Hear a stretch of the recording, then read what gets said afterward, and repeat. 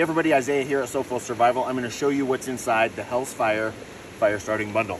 All right, check it out. So you get a 3-inch ferro rod, you get 2 fire rolls, Hell's Fire fire starting clay, and 8 giant stormproof matches. Okay, so let's start with the fire roll. This thing is awesome. Unroll that whole thing.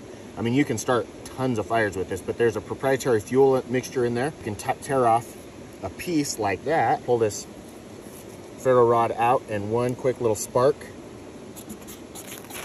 and boom, it is going.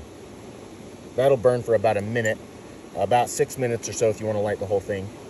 Next, let's move on to the giant stormproof match. Okay, so this thing's awesome. It's about 4 inches long, and if you light it, you can actually dip this thing into water and it'll come out and reignite. This thing's super awesome. Windproof, waterproof. One of my personal favorites, this is the Hell's Fire fire starting clay. Basically what you do is you tear a piece of that thing off and you expose the cotton fibers that are in it. Okay, so that's what you're gonna light. You're gonna get a nice heavy spark right on that. You try to expose as much of that cotton fiber as you can. There you go.